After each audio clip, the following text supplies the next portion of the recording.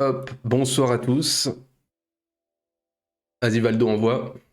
Bonsoir, bonsoir à tous. Ah, c'est bien, on est bien. Je te mets un tout petit peu plus fort. Salut Vaito, salut mec. Ça fait plaisir. Bah déjà, comme je te l'ai pas dit, on était entre nous, mais bienvenue, hein, merci de venir. C'est Merci de me recevoir, merci de m'inviter. c'est un grand plaisir. Tu dois être la quatrième personne, je crois, qui vient. Donc moi, Ah, c'est toujours un immense plaisir, hein. C'est, comme vous le voyez avec le sujet de ce soir, c'est ouvert à tous les sujets, hein, soyez pas timides. ouais. Donc on va parler d'un livre que moi je ne connais qu'au travers du film, hein. Je l'ai vu Mm. comme tout le monde. Je sais pas, je pense que tu l'as vu du coup. Oui, bah en fait, j'ai découvert, pour ma part, je l'ai découvert. En fait, j'ai découvert le livre par le film, et je vais faire ce mec de base, mais le livre est beaucoup mieux. Clairement, le livre est beaucoup mieux que le film. Effectivement, moi je ne l'ai pas lu. Je sais même plus quand est-ce que j'ai vu le film, hein. C'est pas forcément bon signe, même si je me souviens de la bande-annonce sympathique, puis du film au contenu un peu délirant, là, avec la scène de Mm. l'avion, le mur en Israël. Enfin bon, voilà. Ouais, Film, ouais. film américain avec ses forces, ses faiblesses, comme il y en a des millions. Ceci étant, sorti à l'époque où c'était un peu réinstallé, si on peut dire, la vague des zombies, hein, qui était un peu morte Ouais, en complètement. film. Complètement, on est en plein dans la grande vague. Je crois qu'il est sorti en 2012-2013 dans ces eaux-là, Ouais, le film. c'est ça, sûr. C'était le gros truc, quoi. C'était la grande mode à ce moment-là, et c'est vrai. Après, le film a été charcuté. Le film était pas terrible, mais il avait été charcuté, il avait été réécrit, il y avait eu des problèmes d'adaptation, de droit. Ça avait été un peu la croix et la bannière de ce que j'avais lu. Donc Bah, c'est peut-être aussi pour ça qu'il était pas ouf. c'est un peu de la merde, hein, mais je m'en souviens assez Ouais. bien quand même, ceci étant dit, parce qu'en fait, il est tellement dans l'outrance, l'avion, les mecs s'écrasent, ils survivent pas, tu vois, il y a des scènes tellement délirantes que je... Et puis le côté un peu, effectivement, horde de zombies, vraiment cette espèce de multitude, Ouais, de raz-de-marée humain, une espèce de tsunami, humanoïde. effectivement, qui était un peu différent. Mais je crois que l'auteur a désavoué le film, hein, si je dis pas de conneries. Oui, oui, complètement, complètement. En fait, il a pas désavoué. C'était dans une carrément dans une interview, il avait dit, bah en fait, je sais pas ce que c'est que comme film, mais c'est pas issu de mon livre. C'était la conclusion du D'accord, truc. ouais, ouais, tout est dit, quoi. Ouais, tout est Voilà, dit. donc on n'a pas eu de World War Z 2, je crois qu'il a été annulé, on s'en remettra, hein. Ils ont fait aussi un Ouais. jeu vidéo d'ailleurs. Euh, Ouais, ouais, le jeu, pour le coup, je l'avais récupéré grâce à l'Epic Games quand ils balancent des jeux gratuitement. ouais, Et pour le coup, il était pas trop mauvais. Ouais, bah, il s'est assez bien vendu, je crois. Enfin, en tout cas, vendu au sens même voilà, gratuit, tout ce que tu veux. Je crois ouais, qu'il a assez joué, hein, il me semble, hein. c'est une espèce de Left 4 Dead en troisième personne, quoi, pour ceux Ouais, qui connaissent. j'ai Donc vu, c'est assez impressionnant en termes de, pareil, alors, je sais pas quel moteur ils utilisent, moi j'y connais rien, je suis une brêle, j'en ai un peu rien à foutre. moi non plus. Mais c'était assez impressionnant quand même, les vagues de zombies et tout ça dans le jeu, c'était assez impressionnant. Ceci étant dit, donc moi je l'ai pas lu, mais je savais qu'il existait le bouquin, parce que j'avais un pote à Hmm. l'époque qui était à l'armée qui l'avait. Ah. Je pense qu'on n'est pas loin de la sortie, parce que ça date, hein.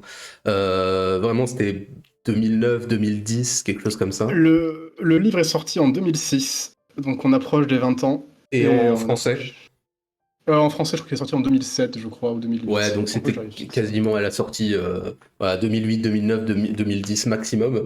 Et Ouais, ouais. je m'en souviens même sans l'avoir lu, parce que je me disais, putain, j'avais lu la quatrième de couverture, et je crois qu'il avait aussi le... Comment ça s'appelle, putain? Le kit de survie, un truc comme ça. Ouais, la version oui, d'ailleurs, si vous voulez, j'ai l'e-pub, je le mettrai sur Discord si vous voulez, avec la version intégrale en français. Donc il y a World War Z et tous les DLC, donc y compris le guide de survie qui était sorti en 2003 par le même auteur. Ok, bah Donc écoute, c'était, n'hésite voilà, pas, hein, très bien.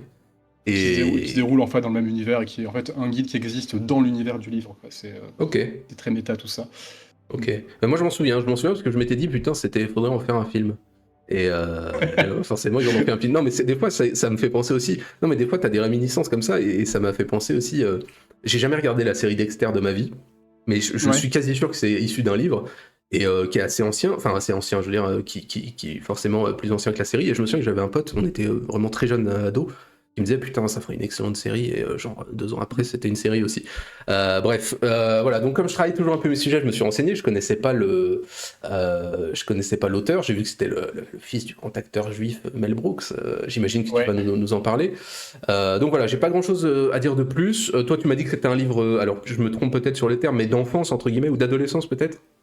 Ouais, l'adolescence plutôt, clairement. En fait, j'ai pas été.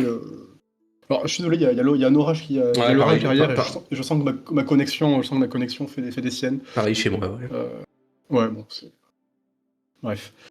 Donc voilà, déjà pour la connexion. Mais oui, du coup, c'est un premier livre. Disons que j'ai pas grandi dans une famille où on lisait beaucoup. J'avais pas cette habitude-là, quoi. Et c'était justement, j'avais vu le film, j'avais trouvé à l'époque plutôt sympathique avec mes goûts d'ado. Et bon, finalement, je m'étais dit, tiens, le livre avait. J'entendais partout que le livre était mieux, du coup, je l'avais pris, je l'avais lu, et effectivement, j'avais beaucoup, beaucoup aimé le livre.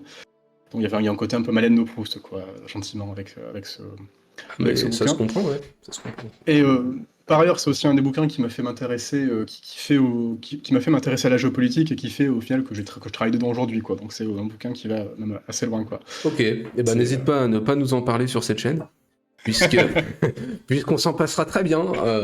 Non, non, mais pour le reste, pour être plus sérieux 2 secondes, non, non, avec plaisir aussi d'ailleurs, sans que ce soit sérieux ou peut-être plus de niche entre guillemets sur des trucs peut-être un peu plus intéressants, un peu plus pas pointus dans le sens technique, mais peut-être un peu plus inattendus, voilà, sur les sujets. Parce que si c'est pour parler de l'Ukraine ou de l'Iran, bon, ouais, c'est bon, il y en a déjà Ah 50 non, 000. pas du tout, pas du tout pour parler de ça, c'est juste que en fait, le traitement du bouquin pour attaquer directement, si tu en, le traitement du bouquin est différent. En général, quand on lit une histoire de zombie, bah, typiquement, je crois que c'est les images 2.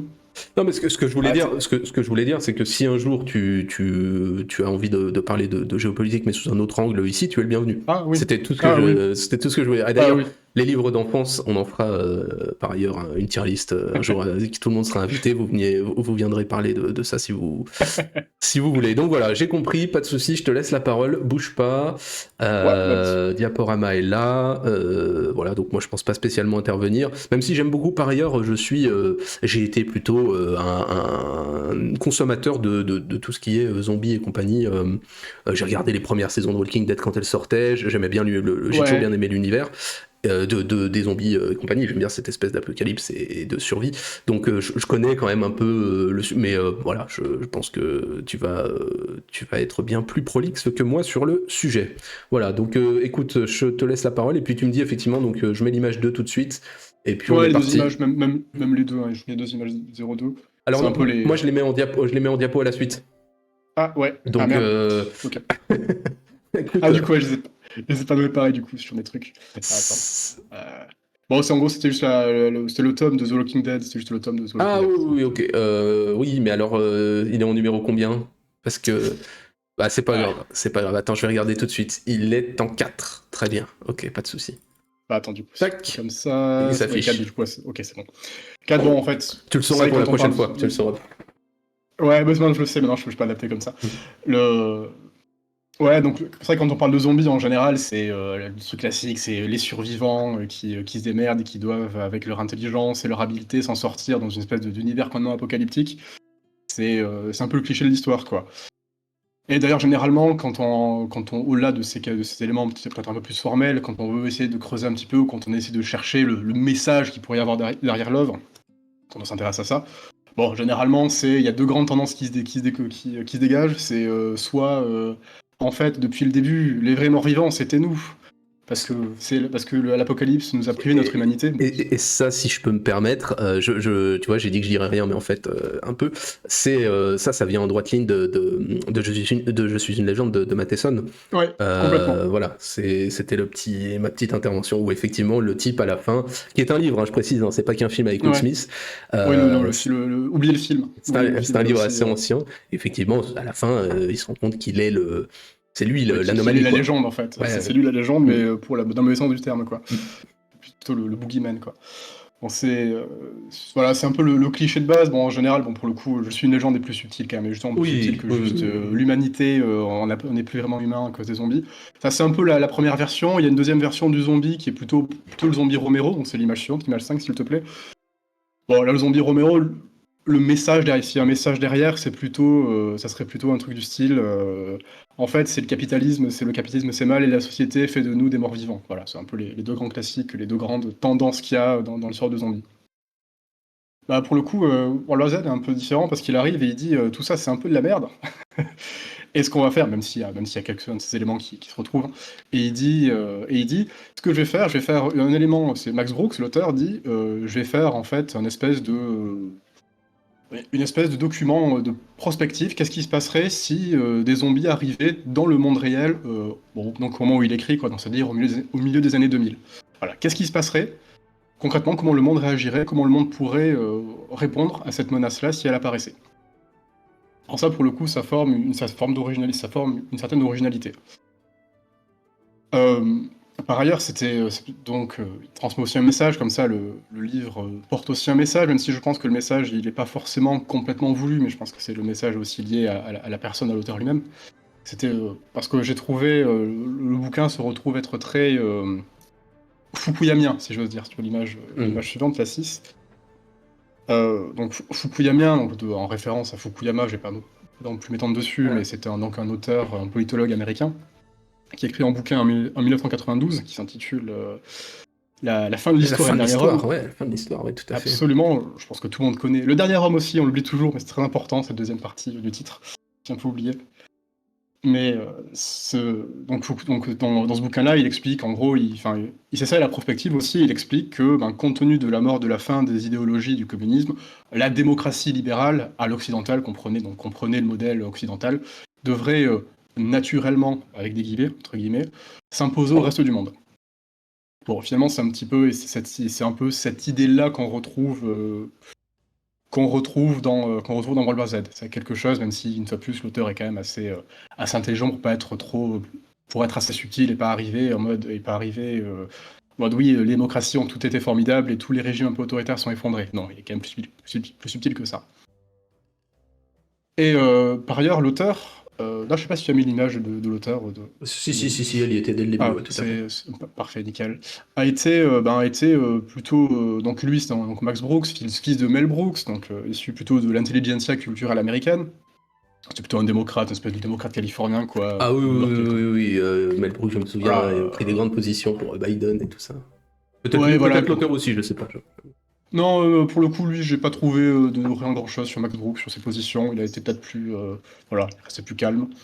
Bon, voilà, donc, en tous les cas, c'est ce bain-là sociologique, et d'ailleurs, Mais, Max Brooks. mais alors, je t'interromps juste une seconde, excuse-moi, Ouais. ce sera la seconde culturelle. Il est toujours vivant, Mel Brooks? Putain, il a 98 ans. Ouais, je crois, ouais. Oh putain, Ouais, il a quasiment 100 ans, le con. Ok, bon bah voilà, j'ai appris quelque chose. Ok, bon, soit. Voilà, donc Max Brooks il a étudié l'histoire, je crois, il a étudié l'histoire à la fac, il a également été un peu récompensé, il est membre d'un think tank qui est le Atlantic Council. L'image suivante, je sais la 6. 7. Bon, pour le coup, l'Atlantic Council, c'est un think tank de relations internationales qui participe, qui est aussi assez démocrate, quoi, qui est tendance assez démocrate, on va dire ça simplement. Donc Oui, clairement, oui, ça sert à rien de rentrer dans trop de détails, t'inquiète. Hein. Ouais, non, pas besoin, c'est pas le but. Donc voilà, donc c'est un petit peu, concrètement, c'est un peu ce qu'est le livre. En tout cas, le message qu'il transmet. Le livre, en plus, même sur la forme, sur la forme, le livre est un peu intéressant parce j'aurais peut-être dû commencer par ça d'ailleurs, mais en fait, c'est une compilation de témoignages. En Oui, effet, c'est hein, vrai, oui, effectivement, t'as pas présenté le livre, oui, tout à fait, Ouais, vas-y, c'est vrai. effectivement, je vais présenter le livre, j'aurais dû commencer par ça. Mais c'était sorti en 2006, c'est en fait une compilation de témoignages qui résume la guerre dans l'ordre chronologique. C'est-à-dire que le livre commence, la guerre est finie depuis 10 ans. Et donc l'auteur, qui est en fait Max Brooks lui-même, quoi, mais qui est l'auteur, travaille pour l'ONU et a arpenté le monde pour recueillir tout un tas de témoignages et on les a compilés sur un bouquin pour, quelque part, témoigner de ce qui s'est passé, tout simplement, pour témoigner de l'apocalypse, Mais plutôt en l'occurrence de cette guerre mondiale contre les zombies, quoi. il se dépeint lui-même ou c'est entre guillemets, un personnage, enfin, il fait Non, parler un personnage? non, c'est un personnage, quoi, il s'est D'accord, parlé, c'est le narrateur, il s'est peint lui-même, mais bon, je trouve que c'est clairement lui qui est plus ou moins inspiré, d'accord. s'inspire de lui-même, quoi. Bon, c'est assez secondaire. Mais voilà, donc c'est clairement le truc. Donc c'est une originalité, hein, sur la forme. C'est des témoignages, et même si vous avez déjà lu de ce genre de rapport de l'ONU un peu officiel, bah, il y a un peu les mêmes trucs, c'est-à-dire chaque chapitre commence par une précision sur le lieu, avec de contexte, de qui est interrogé, dans quel contexte. Régulièrement, il y a des notes de bas de page qui viennent préciser des chiffres ou des éléments de contexte, Voilà, c'est ce genre de choses aussi de forme dans le bouquin qui sont plutôt appréciables. Aussi, les plus grandes forces du bouquin, comme les entretiens sont très très variés, une grande force du bouquin, c'est de proposer beaucoup de points de vue. Bon, c'est centré sur les États-Unis, bien sûr, c'est en tout cas le principal focal. Mais bon, il y a aussi beaucoup, on va aussi beaucoup au Japon, en Russie, en Israël, qui existe aussi, en Afrique du Sud, au Brésil, en France, un petit peu partout, y compris dans l'ISS. Ce qui en fait là aussi un truc, ce qui est là aussi un petit peu différent, ce genre un petit peu, un peu différent de ce qu'on pourrait penser d'un truc de zombie. D'un livre de zombies ou d'une histoire de zombies. Voilà, ça c'est Golan pour la forme. Bon, du coup, qu'est-ce que ça raconte plutôt que pour. Ouais, bon, je vais spoiler allègrement, le bouquin est sorti depuis plus de 20 ans, Oui, donc. oui, oui, tu peux y aller. Bah, de toute façon, c'est ce que je fais à c'est ce que je fais à chaque dimanche littéraire, hein. Je raconte l'histoire, voilà. Après, les gens ont envie de le Voilà. lire ou pas, hein. Ouais, surtout que oui, surtout que l'histoire est quand même intéressante. La force de l'histoire revient aussi justement dans le monde qu'il crée, dans la prospective et dans le fait de proposer une vision réaliste de la guerre, en fait, tout simplement, de la guerre des zombies. Parce qu'ici, il y a quelques histoires de survie un peu classiques, comme on pourrait l'avoir à la The Walking Dead. Bon, elles sont elles sont pénibles, c'est peut-être un peu fort comme mot, mais en tout cas, elles sont peut-être un peu moins sympas que les témoignages beaucoup plus macro de hauts fonctionnaires ou de généraux qui expliquent deux, trois trucs comme ça, qui expliquent un peu le déroulé de la guerre. Bon, du coup, qu'est-ce que ça raconte concrètement? Alors, je sais pas quelle image, je crois que c'est l'image 7 sur les trois gorges. Euh, Parce que notre histoire commence en Chine. oui, tout à fait. Oui, bah oui, fatalement, oui, fatalement. Fatalement, fatalement, oui et non. Enfin, le contexte d'écriture du livre est important parce qu'il est aussi très bien veillé sur certains éléments, et notamment, bon, quand il a écrit ça entre 2003 et 2006, ben, il y a eu le SRAS, Tout à fait. le virus du SRAS, donc on a aussi déjà un coronavirus qui était déjà un coronavirus, du coup, le SRAS. Et donc voilà, l'histoire commence en Chine. Mais de toute façon, C'était, les virus, enfin, c'est presque, comment dirais-je, de c'est l'anthropologie, mais les virus proviennent quasiment toujours d'Asie. ils sont pas en Chine. Non, non, Les mais virus c'est n'aiment pas les vrai, Chinois. c'est vrai, hein, Non, ouais, c'est vrai, c'est vrai. c'est physique, enfin, tu vois, c'est naturel, quoi, presque, hein. C'est pas du question de race ou autre, hein. C'est vraiment question de nature, presque. Non, je sais, mais ça m'amuse, quoi, le truc. Je comprends. Le truc qui a très bien vieilli, quoi, c'est ça. C'est que le virus qui fout la merde commence en Chine. Voilà, les trucs qui vieillissent très bien, ça en fait partie. Donc il commence en Chine, c'est sur Patient Zéro, en tout cas. Le récit commence là-bas. Très rapidement, le gouvernement chinois, comme on le sait, qui est très démocratique, comme on le sait tous, fait en sorte de bloquer, de fermer toute forme de crise et prétend que rien n'arrive. Finalement, le virus finit quand même par se déplacer, par passer les frontières de la Chine. Alors il passe tantôt par le Kyrgyzstan, tantôt plutôt par l'Asie du Sud-Est. En tout cas, dans tous les cas, il finit par partir. Il finit également par partir par le trafic d'organes. Quand je dis que le livre est très orienté géopolitique, on sent que Brooks a fait ses devoirs et qu'il s'est beaucoup intéressé aux problématiques aussi de son époque. C'est vrai que le trafic d'organes, il y avait un gros sujet à l'époque, au milieu des années 2000, enfin un gros sujet entre guillemets. Si, si, ouais, ouais, tout à fait, on en parle encore d'ailleurs, notamment dans les Balkans, hein, tout ce qui est, Absolument, dans les camps de Ouïghours, donc exactement. Et puis même c'était au déjà Kosovo et compagnie. ouais, c'était déjà le cas à l'époque. Bon, surtout à l'époque, c'était peut-être un peu plus prégnant comme sujet. Et donc voilà, donc ça se déplace comme ça se déplace petit à petit, ça va au Brésil et en Afrique du Sud. Et ça finit en Afrique du Sud, qui avait la première véritable crise où le virus est libéré. Alors à ce moment-là, ça crée donc le virus est connu au début sous le nom de grippe africaine, non, de rage africaine, pardon, parce qu'il explose en Afrique du Sud. Ce à quoi le gouvernement fait la meilleure chose qu'il faut, à savoir, c'est l'image suivante s'il te plaît, c'est sur le phalanx, qui est de sortir un vaccin qui ne fonctionne pas pour calmer tout le monde. Là aussi, il y a peut-être un commentaire à faire sur la politique Absolument chinoise. pas, voyons. Ne s'est rien Mais je passé. ne crois pas, il ne s'est rien passé. Mais prenez-en Donc, 4 doses quand même, pour être sûr. Exactement, au cas où, voire 5 si vous êtes un peu soucieux. Donc ce fameux donc le phalanx, qui est censé être un virus contre la rage, qui du coup ne protège absolument pas de l'épidémie de zombies, bien évidemment. Sachant que pour aussi un élément, mais le virus en lui-même, sur les éléments plutôt techniques, sont pas du tout décrits dans le World War Z, ils sont plutôt décrits dans le guide. D'accord. Donc voilà, c'est aussi peut-être un élément, peut-être pour ça que le guide peut être intéressant aussi à survoler un peu après, ou pendant la lecture. Quoi qu'il en soit, du coup, ce phalanx ne sert pas à grand-chose, il permet quand même de gagner un petit peu de temps et de permettre essentiellement au gouvernement de l'époque qui rentre en année électorale, pour vous donner à peu près au moment de quand devrait se passer l'intrigue à peu près. Donc voilà, le phalanx permet de calmer le public et de permettre au gouvernement en pleine élection de mener des opérations clandestines pour aller liquider les poches d'infection qui peuvent apparaître. Bon, quoi qu'il en soit, évidemment ça ne fonctionne pas, hein, sinon il n'y aura pas le bouquin. Et le monde finit par... l'infection finit par devenir complètement incontrôlable, et les villes finissent par être, notamment New York, finit par être complètement envahies, ce qui aboutit à la bataille de Yonkers. C'est l'image suivante. C'est aussi une image qui était pensée, c'est aussi une bataille qui a été pensée par le gouvernement comme une espèce de gigantesque coup de com', qui est pour but de calmer la population, mais qui dérape complètement, parce que l'armée est complètement submergée et est complètement anéantie. En même temps, évidemment, c'est pas propre aux États-Unis, hein, le monde entier tombe plus ou moins dans cette même catastrophe. Cette période-là, dans le chapitre, c'est appelé la Grande Panique.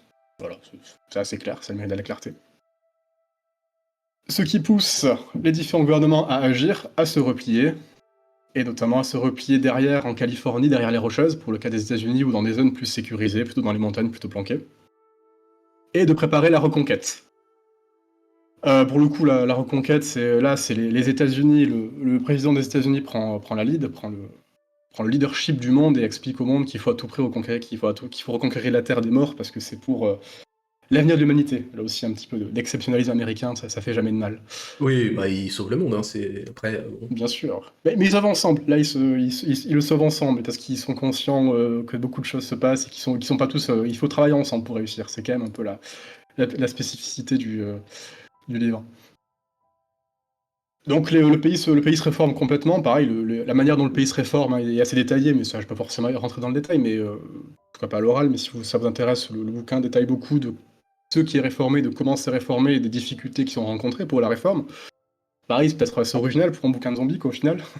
Parler Ouais, d'administration, quasiment. l'angle est différent, effectivement, on le comprend Ouais. assez bien. Je t'interromps juste une seconde pour répondre à Veito. Après, à croire que Brooks a tout prédit, non, peut-être pas. Il faut se rendre compte qu'on a quand même des modèles institutionnels et compagnie. Un virus qui provient d'Asie, c'est quelque chose de, encore une fois, de normal. Hein. Tous les virologues et compagnie. Depuis la peste d'Antonine, je crois que c'est le cas. Donc... Mais c'est ça. Donc tous les virologues le savent. Tout ce qui est en plus aviaire et compagnie. Et ensuite, quant à ce qui est gouvernemental et tout ça, on a quand même des modèles. Après, effectivement, bon, aux dernières nouvelles, les zombies, on les attend encore. Et bon, voilà, c'est en termes de prédiction, quand vous faites un modèle prédictif, il y a très peu de chances que vous soyez complètement dans l'erreur non plus. Vous avez forcément des choses qui vont être récurrentes dans l'histoire, et voilà, ça paraît un petit peu logique. Oui, le trait est un peu forcé. Hein. Après, c'est ce qui donne aussi un petit peu de force à une œuvre, hein, c'est d'avoir de part de réalisme. Il est forcé, absolument, il est forcé, d'autant, en plus, il y a du coup, même s'ils ne sont pas nommés, il y a des personnages, il y a des personnages qui sont inspirés de personnalités réelles. Bon, mais ils sont pas nommés directement, quoi, mais bon, on peut les deviner, notamment, on voit... comment il s'appelait, ce con? Dick Cheney. Voilà, typiquement, Dick Cheney, qui est dans la première partie du livre, qui est justement... donc, Dick Cheney, hein, pour ceux qui connaissent pas... Est-ce qu'il sauve le monde? Parce que bon... Ouais, c'est en fait, c'était le vice-président des États-Unis sous Bush, voilà, c'était sous Bush fils. Et il avait la réputation, en fait, il avait la réputation de diriger, d'être celui qui dirigeait vraiment le bordel. Ah oui, donc, voilà, et puis bouquin, il a des choses pas très claires au cul. Mais bref. Ouais, bien sûr, mais dans tous les cas, le personnage de Dick Cheney existe dans le bouquin, et justement, c'est plus ou moins lui qui est nommé responsable, comme étant responsable de l'épidémie du phalanx, donc du vaccin qui fonctionne pas, et des opérations qui finissent par mener à la bataille de Yonkers, qui est une gigantesque branlée. Donc voilà, il y a ces éléments-là aussi où il force un peu le côté caricatural de Cheney, de Dick Cheney. Et voilà, c'est vraiment le truc très forcé. Alors après, donc les États-Unis se lancent dans leur reconquête. Le reste du monde n'est pas complètement laissé,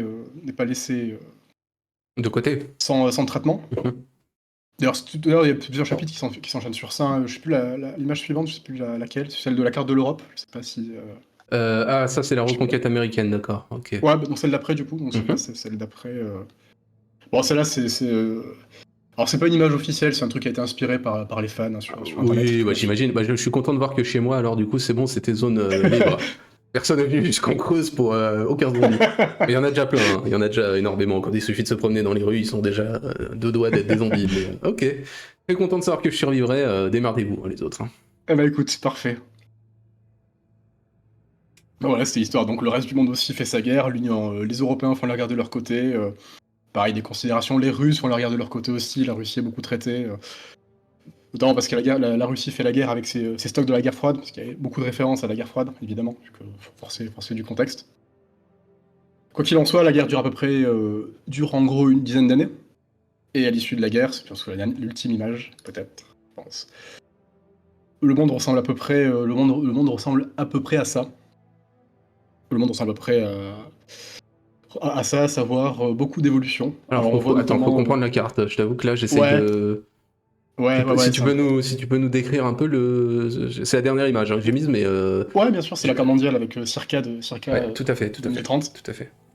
Bon, en fait, simplement dit, bon, les États-Unis sont reconquis. Bon, il y reste certaines zones qui sont encore infestées de zombies, notamment tout le nord du Canada et l'Islande, et un peu la Scandinavie Ah aussi. merde, l'Islande. Aïe, aïe, aïe.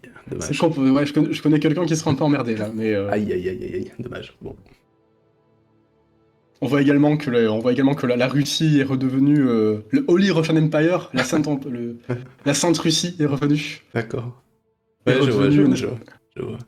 un état de tsariste et qui a reconquis une partie des territoires perdus. Ah, je vois que D'ailleurs, l'Algérie est alliée à l'Europe.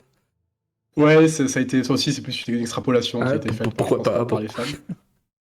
Pourquoi pas? Ah, il a suivi Et- plus Fukuyama qu'Huntington, a priori, du coup, mais bon. ouais, beaucoup plus Fukuyama, Mm. ouais. C'était. Parce que aussi ça, la Russie, malgré tout, la Russie est encore là, mais dans un état assez pathétique, ils ont pris beaucoup de pertes. Et d'ailleurs, à la fin du bouquin, il parle. Le dernier personnage russe qui est interrogé parle de bientôt se réunifier l'Ukraine. Ah, bon, Ah, bon. Écoute, il va on y falloir vient là utiliser aussi. encore les stocks de la guerre froide, alors. Absolument. Bon. Donc, comme quoi, il y a des choses là aussi qui sont pas amusantes. Pour le reste, la Chine est devenue. La Chine s'est complètement effondrée, parce que de l'incompétence du PCC, donc est devenue une espèce de démocratie. Cuba est devenu le cœur économique du monde, parce que donc à l'époque Castro était vivant, mais Castro a fait de Cuba une belle démocratie libérale, qui est bien capitaliste, donc elle est devenue très riche. Euh, L'Union européenne s'est complètement formée. Et enfin, un autre élément qui est assez important d'ailleurs, qui est assez important dans le récit que j'ai un peu oublié, qui est il y a eu une guerre nucléaire limitée entre le Pakistan et l'Iran. Là aussi, à tout hasard, avec l'actualité. Rien à voir avec l'actualité, mais donc cette guerre limitée qui a largement participé à créer un hiver nucléaire, un hiver nucléaire, qui a duré tout le long de la guerre. Et enfin, et pas des moindres, une bonne partie des océans sont encore du sol des océans sont encore peuplés de zombies qui existent parce qu'ils peuvent survivre aux pressions océaniques pour certaines raisons. Voilà, peu importe. Donc voilà un peu la gueule du monde. Donc on a un monde dans lequel clairement les pays qui ont su rester des démocraties libérales se sont beaucoup mieux tirés que les autres pays et qui aujourd'hui prennent un peu de tarif. Donc c'était à peu près ça l'histoire, c'était à peu près ça. Ce qui est pas inintéressant, peu importe qu'on juge après du réalisme ou pas de l'idée, mais c'est souvent. Alors, j'ai pas d'exemple en tête, mais c'est un petit peu cette idée qu'on a qu'une dictature, justement, il survivrait mieux Et dans le plus sens. belligène. Elle y survivrait mieux dans le sens où elle a déjà des mesures de confinement. Enfin, tu vois ce que je veux dire? Il y a déjà le contrôle de la population, il y a déjà ce genre de choses qui sont installées. Là où en Europe, et peut-être qu'effectivement avec le Covid, on l'a vu, hein, on est hésitant à prendre des mesures drastiques pour effectivement réfréner la progression d'un virus. Voilà, donc c'est vrai que c'est une vision complètement différente des choses pour le coup par l'auteur. Pourquoi pas en soi, après, comme j'ai pas lu le livre, je me prononcerai pas sur le C'est vrai, réalisme des choses, mais- c'est une version différente. Après, ce qui est surtout dit, c'est que justement, comme ces pays plutôt autoritaires sont soumis justement, en fait, quelque part, à un régime qui est beaucoup plus arbitraire aussi, et dans lequel il n'y a pas forcément de check and balances pour s'assurer à ce que tout le monde fasse le taf, bah, ça amène à beaucoup de conneries, quoi. Le cas typiquement dans la Chine, ce qui se passe en Chine, la raison pour laquelle le conflit là-bas est particulièrement meurtrier, c'est parce que tout simplement l'armée refuse de s'adapter et continue de faire des stratégies essentiellement de vagues humaines contre des zombies. Bon, pas besoin d'être un génie pour douter comment ça finit. Donc c'est pareil pour la Russie. La Russie est clairement montrée comme étant très démunie et se reposant sur des stocks qui d'ailleurs sont peut-être un peu trop grands pour par rapport à ce qu'on connaît dans la vraie vie d'ailleurs, un peu trop grand, un peu surestimé. Mais bon, c'est parti du récit. Qui mène aussi le pays à finalement beaucoup plus subir la guerre que d'autres. Ouais, pourquoi pas. Après, je te dis, ça reste. Je sais pas si c'est une question de discuter de la chose, mais on l'a vu aujourd'hui, on le voit dans le cadre du conflit ukrainien, et là, on fera pas de. C'est pas une question de politique, mais ça montre quand même une résilience de ces deux sociétés-là, russe et ukrainienne d'ailleurs. On peut s'interroger sur la nôtre face à un conflit de cette ampleur-là, pas que matériel, c'est aussi, on parle d'humain. C'est vrai que c'est, pourquoi pas, mais à mon avis, c'est un point peut-être un peu discutable. Je sais pas si je partage l'analyse, j'y ai jamais réfléchi, à vrai dire, donc j'en sais rien. C'est fou, Mais c'est vrai que je ne sais pas. J'ai coupé? Ouais, non, ça faisait couper. Tu as dit qu'est-ce que tu disais, excuse-moi. Non, je disais, ces questions de résilience face aux conflits modernes, aux pertes humaines, aux mesures à prendre et tout ça, c'est un point, à mon sens, qui est peut-être discutable chez l'auteur, mais n'ayant pas lu le livre et, à vrai dire, n'ayant jamais réfléchi à la question, j'avoue que pourquoi pas, je sais pas. Mais c'est intéressant en tout cas. Ouais. Oui, c'est vrai que là, pour le coup, la résilience, il y a beaucoup ici, il y a beaucoup aussi sur l'aspect, un peu le particulier, sur les États-Unis, donc sur le particularisme américain, sur la raison pour laquelle les Américains ont pu s'adapter. Il y a des parties aussi sur la résilience même, sur l'importance du cinéma et de l'art potentiellement pour le moral, pour les forces morales. Mhm. Il y a un article, il y a un témoignage, il y a l'espèce de Spielberg du livre qui est interrogé, qui justement explique que son cinéma a permis aussi de maintenir un moral à peu près en forme quoi, dans les camps de réfugiés.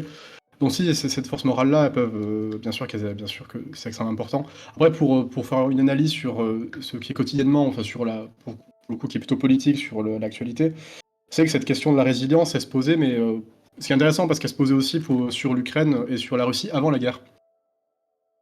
Je crois que c'est dans les années 90, il y avait une partie, certains analystes estimaient, avaient qualifié le monde industriel de société post-héroïque. Essentiellement, ils disaient que les sociétés industrielles qui étaient largement tertiarisées, donc dans lesquelles ils incluaient aussi la Russie et même la Chine d'ailleurs, dans une certaine mesure, mais évidemment l'Europe et les États-Unis étaient, par ce modèle-là de production et aussi démographique, étaient inaptes à subir des pertes et donc pouvaient manquer de résilience. Et Dans quelque l'exemple part, américain, je sais pas, à l'époque où il écrit, bon, on est en pleine guerre d'Irak aussi, donc c'est vrai que les États-Unis ont peut-être une vision un peu différente de ça par rapport à l'Europe en termes de continuité de la guerre, je sais pas, et de production aussi de matériel culturel, cinématographique et autres, capable un petit peu d'exalter la figure du héros. Je pense que si on compare la production cinématographique guerrière américaine et française, on verra à mon avis une ouais, différence. bon, c'est pas, Mais pas vraiment comparable. non, c'est sûr. Mais tu vois, je sais pas si on peut étendre ce modèle-là à tous les pays, peu importe. Après, si on rentre dans les détails, on verrait des différences Non, non, bien notables. sûr, bien sûr. Dans le cas de la France, pour le bouquin, ce que dit le bouquin dans le cas de la France, c'est de dire que c'était aussi une vision très américaine, et se dire la France, par cette guerre, les Français ont voulu reconquérir leur honneur qu'ils avaient perdu en 40. Je trouve ça, on n'a pas pu y échapper, on peut pas y échapper malheureusement. C'est rigolo, c'est rigolo. Mais pourquoi pas, Ouais, hein, pourquoi pas. Mais c'est amusant, c'est plutôt amusant, mais oui, c'est le truc avec la bataille des catacombes de Paris qui est décrite plutôt bien. Oui, non, mais j'imagine. Après, c'est toujours très. De toute façon, un modèle enfin, moi, je sais pas si, enfin, peu importe, mais on va dire un roman d'anticipation, on pourrait presque dire ça, Ouais. étendu à l'échelle du monde, tout ce que ça implique en termes humains, politiques, naturels, guerriers, tout ce que vous voulez. C'est vrai que c'est tellement. Vous tomberez toujours faux sur certains points, vous aurez toujours des poncifs, c'est obligatoire. Ouais, Là-dessus, bien je vais sûr. pas le blâmer pour ça, parce que qui est capable de produire une telle œuvre à l'échelle du monde dans les 30 prochaines années, c'est quand même voilà, vous passerez toujours à côté de beaucoup de choses et vous aurez toujours besoin de remplir un peu les blancs avec des figures, comment dirais-je, qui sont un peu pas de la démagogie, mais en tout cas qui sont des exemples Bah, ils sont un peu simplistes, ils sont un peu ouais, simplifiés, voilà, ils sont tout à un peu fait, simplistes. tout à fait. Mais après, je reconnais aussi, hein, comme malgré tout, on fait un peu le tour du monde, quoi. Vraiment, on fait la Corée, le Japon, aussi la Russie. On sent quand même que l'auteur a mis, Go Brooks a mis quand même un certain effort à essayer de saisir un peu quel serait l'esprit des populations, quel serait le truc qui pourrait les mobiliser, qu'est-ce qui aurait pu les motiver à agir et justement à se réformer. Donc c'est quand même plutôt. Et pour le coup, même sur la Russie, s'il y a un côté qui est assez radical, quoi, sur le côté redevenir le Saint-Empire russe, tsariste, évidemment, c'est complètement caricatural. Mais pour autant, on a bien vu, en tout cas, on constate plus ou moins quand même, on constate quand même une forme de retour à la tradition et à la religion en Russie. Donc il n'est pas non plus, il n'y a pas tout, il est pas toujours à côté, quoi, Parce sur que ça n'a ça. jamais disparu, hein. Très clairement, l'esprit russe là-dessus est ambivalent de par ce qu'ils ont traversé dans leur histoire, qui est peut-être un peu contre-courant. Mais et puis après, il faut pas oublier que le livre a 20 ans. En 20 ans, les choses évoluent Aussi. aussi, voilà, par rapport à la réalité. Le fossé grandira forcément entre ce qui était prévu et ce qui s'est passé. Ça paraît logique. C'est le problème de l'anticipation. Jules Ouais. Verne, c'est formidable. Il y a un moment, Mais bon, il y a un truc sur deux où tu dis bon, non en fait. Mais c'est normal, et c'est ce qui est intéressant, c'est la part d'anticipation réelle et de ce que la personne a pu voir dans l'avenir, de ouais. ce qui s'est réellement passé. Le reste étant logique, hein, on peut pas tomber juste sur tout non plus, c'est normal. Ouais, sans compter en plus au-delà de ça, je trouve qu'il y a des thèmes qui sont traités qui sont encore plutôt d'actualité, quoi. C'est presque un truc qui est. En fait, c'est presque déroutant. Oui, il y a des éléments qui sont très contextuels, notamment sur la vie culturelle ou quelques peut-être dramas entre célébrités qui pouvaient exister dans les années 2000 aux États-Unis, dont tout le monde se fout aujourd'hui, qui font référence à et là. Mais c'est vrai sinon, il y a des thèmes qui sont encore assez vrais, notamment, je pense. Il y a des remarques, il y a quelques remarques sur le conflit générationnel avec les fameux boomers qui auraient de la génération moi, pour citer directement le bouquin. Bon, c'est des bouquins, c'est des thèmes-là qui sont encore là, quoi. C'est des thèmes. Le monde change, après il se transforme pas non plus complètement. Hein. Aux dernières nouvelles, les vieux continuent à vieillir, ils sont toujours là. Un type qui est né en 40, il est toujours né en 40. Non, bien sûr, mais j'entends aussi sur la critique, en fait, sur ce qui est reproché aux boomers, c'est encore là, et c'est. On retrouve quasiment la même critique à 20 ans d'écart et dans un contexte différent, et putain, c'est quand même amusant, quoi. Parce que ça l'était déjà, hein. Il y a 20 ans, les questions commençaient effectivement à se poser. Pour ceux qui ont connu ça, qui ont, on va dire, plus de 25-30 ans, c'est des choses qu'on entend depuis un certain temps. Hein. C'est fossé générationnel avec notamment les 68 ans en France, hein, pour prendre l'exemple français. C'est quelque chose qu'on entend depuis effectivement un certain temps. Mais oui, ça a pris une ampleur, oui, effectivement, plus importante aujourd'hui, oui, parce que le problème est plus aigu, parce aujourd'hui, le problème, c'est le pognon. Et le pognon, c'est... Ouais. C'est autre chose. Il n'y en a plus. Il n'y en a plus. C'est ça le problème. C'est tout de suite plus aigu que l'idéologie, hein, le matériel. C'est ce que les gens comprennent. Ah bah les idées, on peut toujours s'arranger, on peut toujours les maquiller, les trafiquer un petit peu. Le pognon, tu veux pas le trafiquer. C'est ça. Ou tu peux essayer, mais tu auras des problèmes. Ok. Ouais. Est-ce que, alors, du coup, si on pouvait résumer ça rapidement, qu'est-ce qui t'a plu dans l'œuvre? Même si je sais que la question est facile, la réponse est un petit peu plus compliquée, mais qu'est-ce qui t'a plu dans cette œuvre? Ah, justement, ça a été l'aspect géopolitique, quoi. Ça a été le côté traiter un conflit comme celui-là, comme un conflit de zombies, une histoire de zombies, à travers comment le monde aurait réagi, comment quelque part. Ouais, très géopolitique en fait. C'est un peu, il y a un côté partie de U4, voilà, pour parler très vulgairement. Ouais, on aurait dit, on dirait plus macro que. Ouais, ce côté absolument. Ok. Ce côté plus macro qui était assez différent, en tout cas, qui est assez novateur pour ce genre. D'autant que il y a aussi quelques histoires de survie un peu plus classiques au milieu du livre, quoi, qui sont un peu moins sympas quand même, mais bon, elles existent, elles sont là. Ok. Donc pourquoi est-ce que tu le conseillerais du coup, au-delà de ce qui t'a plu toi, qu'est-ce qui et peut-être que l'aspect géopolitique sera justement redondant, mais pourquoi est-ce qu'on devrait le lire, pourquoi est-ce que tu le conseilles finalement au-delà de ce qui t'a plu à toi? Pour cet aspect-là, pour l'aspect traiter ce sujet-là, pour traiter les zombies différemment, en tout cas l'histoire de zombies différemment d'une part. Aussi parce que la prospective, si on s'intéresse, pareil, toujours sur la géopolitique, quoi, quand on s'intéresse à ça, voir que la prospective peut aussi avoir une utilité, la fiction peut aussi avoir une utilité dans la prospective qui peut être intéressant, qui quelquefois peut aussi me faire nourrir des réflexions et faire réaliser des choses, y compris sur l'actualité, quoi. Ah bien sûr, je pense que c'est hyper nécessaire, hein, tout ce qui est prospectif, les modèles, c'est un truc que je pense que tout le monde fait au plus haut niveau, entre guillemets, quoi. Hein, ouais, bien sûr. Après, la prospective, je me souviens, il y a quelques années de ça, c'était donc l'IRSEM, c'était donc le think tank de l'école de guerre, qui avait lancé un concours, c'était pour des jeunes, je crois, de moins de 25 ans. C'est un concours, il y avait de l'argent à gagner, c'était essentiellement des jeunes auteurs, s'ils devaient envoyer une nouvelle de 25-30 pages, je crois, de prospective sur dans 20 ans, à quoi ressemble. Imaginez le monde dans 20 ans, quoi. C'est un truc comme ça qui servait, donc c'est beaucoup utilisé, ouais, c'est beaucoup utilisé, même à tout niveau, quoi. C'est pas forcément un truc. Ah, mais même en littérature, hein, c'est une partie importante de la littérature. Ok. Et finalement, alors, quelle posture, quelle philosophie, on pourrait dire, à l'auteur Ouais, ça a coupé. Ouais, ça a coupé. Je disais, quelle philosophie un peu à l'auteur finalement par rapport à tout ça? Est-ce que c'est pro-gouvernement? Est-ce que c'est finalement la philanthropie, cette espèce d'interaction entre les hommes qui prévaut? Qu'est-ce qu'on en retient finalement comment on surmonte ce conflit alors, du coup? Ah oui, c'est bon. Au point de vue macro, c'est très fukuyamien. D'un point de vue après très micro, plutôt, c'est très individualiste finalement. C'est assez individualiste. C'est les hommes qui font la différence, quoi. C'est les hommes plus que les systèmes qui font la différence. Ok. Si la crise est apparue, c'est parce que des individus ont fait de la merde, et si on s'en est sorti, c'est parce que tout le monde a décidé de mettre la main à la pâte et de s'en sortir. D'accord. Donc c'est finalement un truc un peu... c'est quand même... Est-ce que c'est pas la figure du héros, c'est quand même l'interaction, l'entraide entre hommes, entre guillemets, au sens de l'humanité, qui permet de surmonter la crise.